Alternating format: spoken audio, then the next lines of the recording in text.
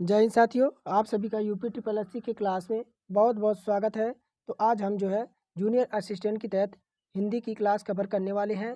तो चलिए आज की क्लास शुरू करते हैं। और अगर चैनल पर पहली बार जुड़े हैं तो चैनल को सब्सक्राइब करके बेल आइकन ज़रूर ऑन कर लें। आपके प्यार और सपोर्ट से ही जो है हम आगे बढ़ पाएंगे और आपको अच्छा जो है कंटेंट प्रोवाइड करा पाएंगे। तो चलिए इसी के साथ शुरू करते हैं। तो हमारा एक नारा है कि अब होगा सपना साकार, अब की बार यूपी ट्रिपल एससी पार। तो चलिए इसी नारे के साथ अब पहला प्रश्न यहाँ पर आपके सामने है। इनमें से सामान्य वर्तमान काल का उदाहरण कौन सा है? तो देखिए यहाँ पर अगर सामान्य वर्तमान काल का बात करें तो रमेश ने समाचार पत्र पढ़ा, तो ये तो नहीं होगा। और सीता बाजार जाती होगी, ये भी नहीं होगा।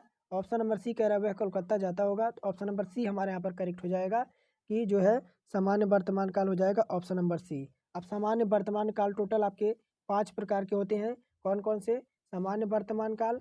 देखिए वर्तमान काल के आपके 5 भेद होते हैं। एक तो आपका सामान्य वर्तमान काल, पहला आपका सामान्य वर्तमान काल। दूसरा जो आपका होता है वह तत्कालिक वर्तमान काल। और तीसरा जो आपका होता है पूर्ण वर्तमान काल। और चौथा जो आपका होता है संदिग्ध वर्तमान काल। और पांचवा जो होता है आपका संभाव्य वर्तमान काल। ये टोटल आपके वर्तमान काल के 5 भेद होते हैं। फिर कह रहा है कि आचार्य भरत ने काव्य दोषों को संख्या कितनी मानी है?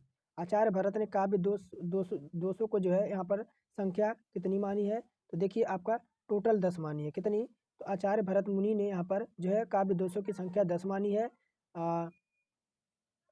और फिर यहाँ पर कह रहा है तीसरा नंबर कि इनमें से कौन सा शब्द इनमें इनमें से कौन सा कवि जो है फूल बाबू के नाम से जाना जाता है? तो फूल बाबू के नाम से यहाँ पर कौन जाना जाता है?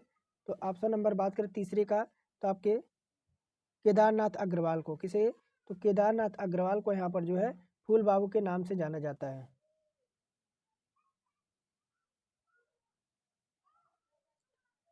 आगे चौथा नंबर है कर्मवाच्य में किस प्रकार की क्रिया का प्रयोग होता है? कर्मवाच्य में किस प्रकार की क्रिया का जो है प्रयोग होता है यहाँ पर? तो देखिए आपका सकर्मक क्रिया। कौन सी? तो कर्मवाच्य में सकर्मक क्रिया का यहाँ पर प्रयोग होता है। वाक्य में जिस क्रिया का प्रयोग करके जो है कर्म की अपेक्षा की जाती है उसे सकर्मक क्रिया कहते हैं। जैसे अगर उदाहरण की बात करें एग्जाम्पल की, तो शीला ने सेब खाया था और मोहन पानी पी रहा है। आगे है इनमें से एक आपका बहुवचन क्या है? इनमें से आपका बहुवचन क्या है? तो देखिए 5वें नंबर में कह रहा है कि अनेकों नहीं होगा, अनेक। यहाँ पर अनेक जो आपका हो जाएगा यह बहुवचन हो जाएगा। और अन्य विकल्प आपके जो है यहाँ पर सही नहीं होंगे। जो पढ़ा ना गया हो, जो पढ़ा ना गया हो, इस वाक्यांश के लिए आपको एक शब्द का चुनाव करना है। तो जो पढ़ा गया ना हो इसके लिए आपका हो जाएगा अपठित। क्या हो जाएगा? आप जो है प्रश्न में आपको पूछा जाता है कि अपठित गद्यांश का उत्तर दीजिए, इसी को हम कहे जाते हैं जो पढ़ा ना गया हो। इसी के लिए हम जो है अपठित हमारे यहाँ पर करेक्ट आंसर हो जाएगा। जो ईश्वर पर विश्वास नहीं करता हो उसे हम क्या कहते हैं? तो उसे हम आस्तिक कहते हैं। आगे 7वां नंबर, आज मुझे थोड़ी सी फुर्सत मिली है। इस वाक्य में थोड़ी सी जो आपका यहाँ पर किस प्रकार का विशेषण है? तो आज मुझे जो है थोड़ी सी फुर्सत मिली है, इस वाक्य में थोड़ी सी किस प्रकार का यहाँ पर विशेषण है? तो कह रहा कि देखिए संख्यावाचक तो नहीं होगा और ना ही गुणवाचक होगा और ना ही सर्वनामवाचक होगा। ये हो जाएगा परिणामवाचक। क्या हो जाएगा यहाँ पर? तो आज मुझे थोड़ी सी फुर्सत मिली है, इस वाक्य में थोड़ी सी जो आपकी होती है वह परिणामवाचक विशेषण हो जाएगा। जिन शब्दों से किसी वस्तु की नाप, तौल या किसी, देखिए अगर ये शब्द में पूछा जाए यहाँ पर जहाँ पर आपका नाप और तौल का बोध होता हो उसे परिणामवाचक विशेषण कहते हैं। इसमें 2 भेद होते हैं, एक निश्चित परिणामवाचक विशेषण और एक आपका अनिश्चित परिणाम विशेषक होता है। आगे है 8वां नंबर, इनमें से इन इनमें स्त्रीलिंग शब्द कौन सा है? तो इनमें से स्त्रीलिंग शब्द कौन सा हो जाएगा? तो रचना। रचना कौन सी रचना? यानी ऑप्शन नंबर यहाँ पर हमारा हो जाएगा ऑप्शन नंबर ए। रचना शब्द स्त्रीलिंग है। और यहाँ पर दे रखा है सृजन, संपादन और समायोजन। यह सब कैसे शब्द है? तो यह शब्द जो आपके हो जाएंगे पुल्लिंग हो जाएंगे। अनामिका के रचनाकार कौन है? 9 नंबर में पूछ रहा है कि अनामिका के रचनाकार कौन है? यहाँ पर अनामिका के रचनाकार हो जाएंगे सूर्यकांत त्रिपाठी निराला जी। कौन हो जाएंगे? सूर्यकांत त्रिपाठी निराला जी। निराला जी की और भी रचनाएं बात करें तो इनकी बहुत सारी रचनाएं हैं। जैसे इनकी रचना है जो है परिमल, एक इनकी रचना परिमल है। फिर इनकी रचना है सरोज, सरोज, स्मृति, राम की शक्ति पूजा, तुलसीदास और कुकुरमुत्ता। यह सब इनकी जो है सूर्यकांत त्रिपाठी जी की जो है रचना है। और 10 नंबर है सुप्त का विलोम यहाँ पर क्या होगा। तो विलोम का आपका यानी ऑपोजिट यहाँ पर पूछा जा रहा है। सुप्त का विलोम हमारे यहाँ पर क्या हो जाएगा। तो what is the opposite in सुप्त। तो 10 नंबर में है तो देखिए सुप्त का विलोम हमारा क्या होता है, यहाँ पर जागृत हो जाएगा। क्या हो जाएगा, सुप्त का आपका जो हो जाएगा तो जागृत हो जाएगा। सभ्य का क्या हो जाएगा, तो सभ्य का हमारे यहाँ पर असभ्य हो जाएगा। क्या हो जाएगा, सभ्य का असभ्य हो जाएगा। और आपका सुस्त का क्या हो जाएगा, सुस्त का आपका जो हो जाएगा चुस्त हो जाएगा। क्या हो जाएगा, सुस्त का चुस्त हो जाएगा। और विक्षुब्ध दे रखा है। आगे देखिए, आगे चलते हैं। और 11 नंबर है भारतीय संविधान में किस अनुच्छेद में यह उल्लेख मिलता है कि हिंदी का विकास करना भारत सरकार का दायित्व है। तो यहाँ पर आपका अनुच्छेद यानी आर्टिकल 343 में भारतीय संविधान के अनुसार 351 के अनुसार यानी आर्टिकल 351 के अनुसार हिंदी का विकास करना भारत सरकार का दायित्व है। आर्टिकल आपका 343 के अनुसार भारत सरकार की राज्यभाषा हिंदी एवं लिपि जो होगी वह देवनागरी होगी। देखिए जो हिंदी है हमारी क्या है, तो एक राजभाषा है। और इसकी लिपि कौन सी है, तो देवनागरी लिपि है। क्या है, तो देवनागरी लिपि है। कह रहा इनमें से कौन सा शब्द अरुण का अर्थ नहीं है। इनमें से कौन सा शब्द अरुण शब्द का अर्थ नहीं है। तो कौन सा इसमें से अरुण का शब्द जो आपका हो जाएगा वह कर्ण जो हो जाएगा, यहाँ पर अरुण का शब्द नहीं होगा। करुण शब्द अरुण का समानार्थी आपका नहीं होगा। आगे है इनमें से कौन सा शब्द आश्रय का पर्यायवाची शब्द है। कौन सा इसमें से आश्रय का पर्यायवाची शब्द है, आपका 13 नंबर में पूछा जा रहा है। तो 13 नंबर में कौन सा आश्रय का पर्यायवाची शब्द नहीं है, यानी नेगेटिव पूछा जा रहा है। तो यहाँ पर जो जाएगा मिलान, कौन सा हो जाएगा, ऑप्शन नंबर सी जो आपका हो जाएगा मिलान शब्द आश्रय का पर्यायवाची नहीं है। बाकी आपका सहारा हो गया, और सहारा हो गया, आधार हो गया, भरोसा हो गया, यह सब जो है आश्रय के पर्यायवाची हैं। लेकिन हमारे यहाँ पर मिलान जो है आश्रय का पर्यायवाची नहीं है। 14 नंबर है असम में सर्वाधिक बोली जाने वाली भाषा कौन सी है। कौन सी असम में जो है सबसे अधिक बोली जाने वाली भाषा यहाँ पर कौन सी है। तो आपका काक बराक तो नहीं बोली जाती है, बाड़ो भी नहीं बोली जाती, असमिया क्या हो जाएगी। तो असम में सर्वाधिक बोली जाने वाली भाषा जो है मित्र वह असमिया है। असमिया का विकास मागधी अपभ्रंश से हुआ था। अगर कि पूछा जाए कि असमिया का जो है किस भ्रंश से आपका यह विकसित हुआ है, तो मागधी अपभ्रंश से हुआ है। आगे है गागर में सागर भरना, इसका तात्पर्य क्या है।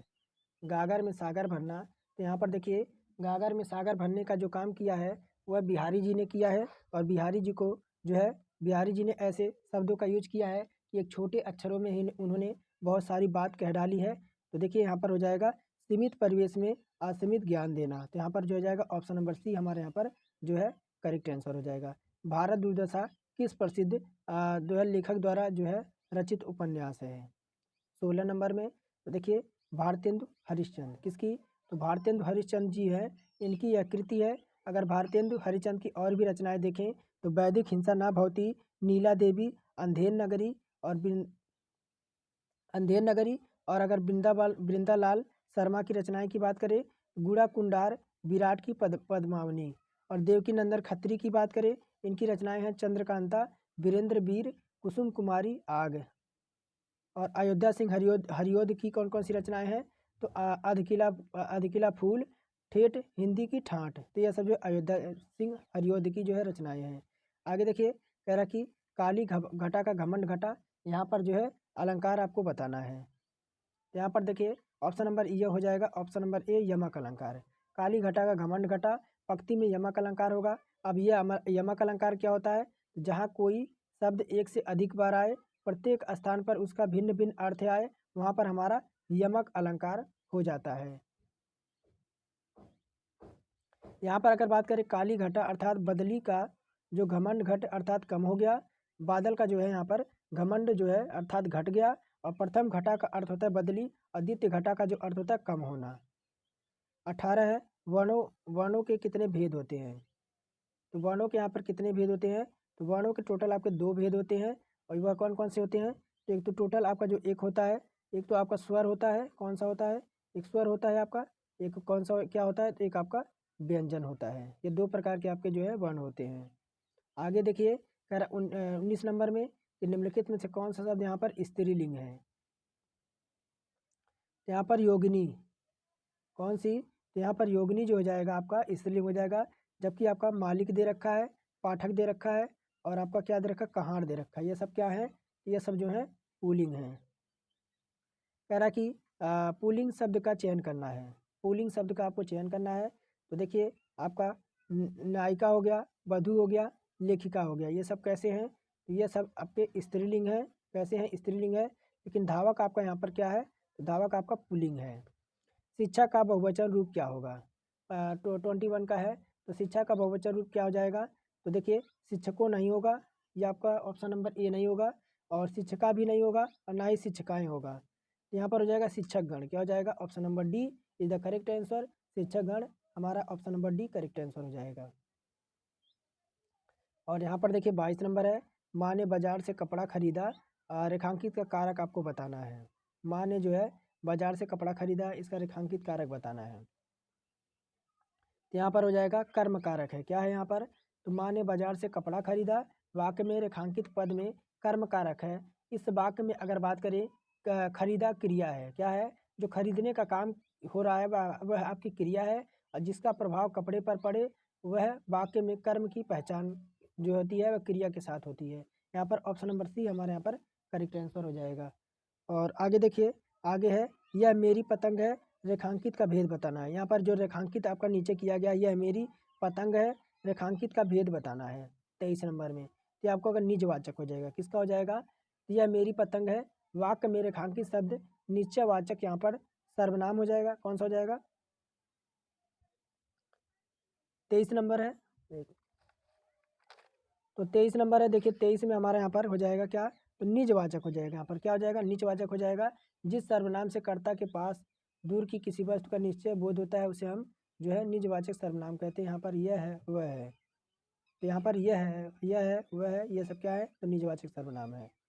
सही वर्तनी वाला यहाँ पर शब्द का चुनाव करना है। तो शब्दांश आपका कैसा लिखा जाएगा, शब्दांश देखिए ऑप्शन नंबर ए हमारे यहाँ पर शब्दांश इस तरह से लिखा जाता है। आगे है त्रिपुरारी का सही संधि विच्छेद यहाँ पर कौन सा हो जाएगा, त्रिपुरारी, त्रिपुरारी का यहाँ पर सही संधि विच्छेद आपको बताना है 25 नंबर में। तो आपका त्रिपुर प्लस आपका आरी, ऑप्शन नंबर यहाँ पर हमारा करेक्ट आंसर हो जाएगा। अब इसमें बात करें त्रिपुरारी में, तो त्रिपुरारी में संधि कौन सी हो जाएगा,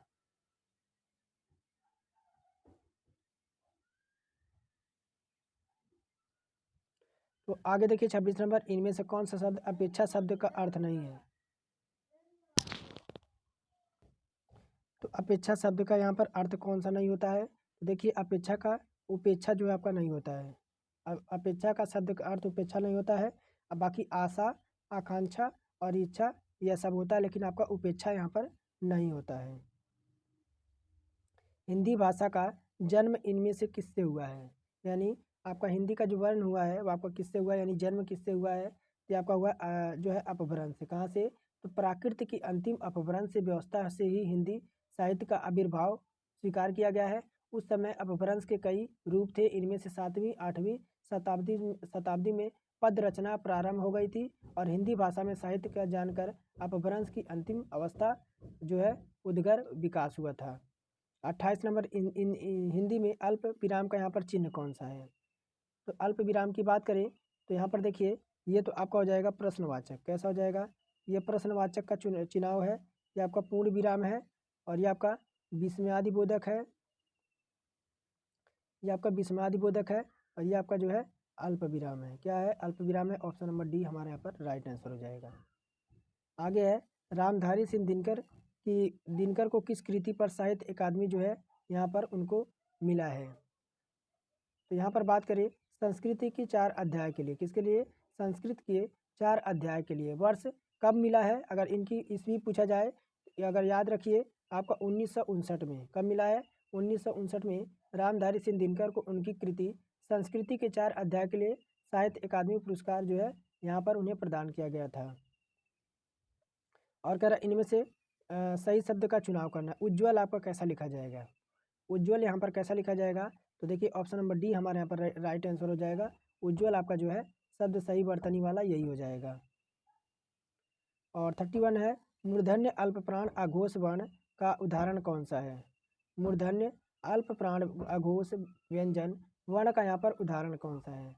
तो 31 है, ये हो जाएगा आपका द हो जाएगा। कौन सा हो जाएगा, मूर्धन्य अल्प प्राण अघोष वर्ण जो आपका हो जाएगा वह द हो जाएगा।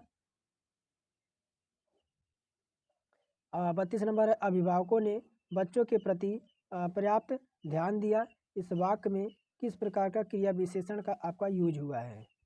तो इसमें देखिए आप अगर बात करें तो देखिए रीतवाचक तो होगा नहीं, और ना ही आपका कालवाचक होगा, और ना ही आपका स्थानवाचक हो जाएगा। ये हो जाएगा परिणामवाचक। क्या हो जाएगा, तो अभिभावकों ने बच्चों के प्रति पर्याप्त ध्यान दिया, इस वाक्य में परिणामवाचक क्रिया का विशेषण हो जाएगा। अर्थ के आधार पर बात करें तो इसमें आपका परिणामवाचक और रीतवाचक परिणामवाचक क्रिया के उपभेद होते हैं। आइए चलते हैं गद्यांश की ओर। और आपको गद्यांश, आप जानते हैं कि गद्यांश से आपका 4 प्रश्न पूछे जाना है, और कह रहा है 33 से 37 तक दिए गए गद्यांश को ध्यानपूर्वक पढ़ें और 4 विकल्पों में से प्रत्येक प्रश्न का सर्वोत्तम विकल्प आपको चुनना है यहाँ पर। तो चलिए गद्यांश पढ़ते हैं। और लगभग 5 शताब्दी पूर्व पुर्तगाली इतिहासकार डोमिंग पेस ने हम्पी विजयनगर को स्वप्नों की नगरी कहा था। यह संगम वंश के शासकों की राजधानी थी, जिन्होंने आपका 3036 में प्राचीन हम्पी के निर्माण स्थल पर विजयनगर साम्राज्य की नींव रखी थी। लेकिन यह कृष्णदेव राय आपका 1509 से लेकर 1529 तक थे, जिन्होंने भव्य महल और मंदिरों से राजधानी को अलंकृत किया और विजयनगर साम्राज्य की सीमाओं को दूर दूर तक फैलाया, जिससे वह दक्षिण भारत का सर्वाधिक शक्तिशाली हिंदू साम्राज्य बना। परंतु इस साम्राज्य की शक्ति का पतन पड़ोसी बहमई राज्यों के संग 1565 में संयुक्त आक्रमण से आरंभ हुआ।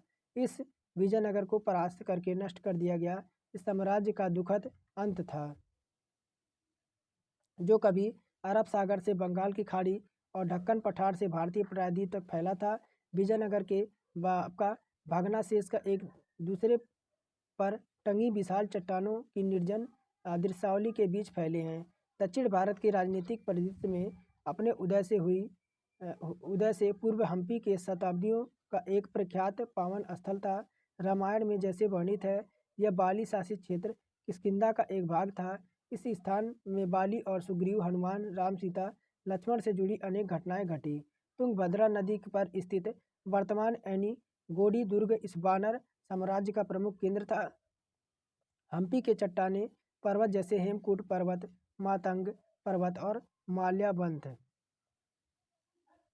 पर्वतों का उल्लेख यहाँ पर रामायण में मिलता है। तुंगभद्रा का प्राचीन नाम और पार्वती का नाम पंपा है, जिसमें विरूपाक्ष रूपी शिव से विवाह किया था। इस नाम पर इस नगरी का नाम पड़ा है। तो ये गद्यांश था। अब हम इसे गद्यांश से बनने वाले प्रश्न देखते हैं। किष्किंधा का भाग किसके शासन का हिस्सा था। तो गद्यांश के अकॉर्डिंग ही आपको बताना है यहाँ पर। तो किष्किंधा का जो है भाग किसके शासन का हिस्सा था। तो अगर रामायण में वर्णित किष्किंधा बाली के शासन का हिस्सा था, किसके, बाली के। और 34 है किसने हम्पी को स्वप्नों की नगरी कहा था। तो आपने पढ़ा पुर्तगाली इतिहासकार डोमिन पेस ने जो है हम्पी को जो है ड्रीम की नगरी कहा है। हम्पी साम्राज्य की शक्ति का पतन कैसे हुआ। हम्पी साम्राज्य की शक्ति का यहाँ पर पतन कैसे हुआ, 35 नंबर में है। तो आपके संयुक्त आक्रमण के कारण, ऑप्शन नंबर सी हमारे यहाँ पर जो है करेक्ट आंसर हो जाएगा। विजयनगर के भग्नावशेष कैसी दृश्यावली के बीच फैले हैं। विजयनगर के भग्नावशेष कैसे दृश्यावली के बीच फैले हैं 37 में। तो आपके हो जाएगा जन शून्य। क्या हो जाएगा, विजयनगर के भग्नावशेष एक दूसरे पर टंकी विशाल चट्टानों की निर्जन दृश्यावली जो है जन शून्य के बीच फैले हैं।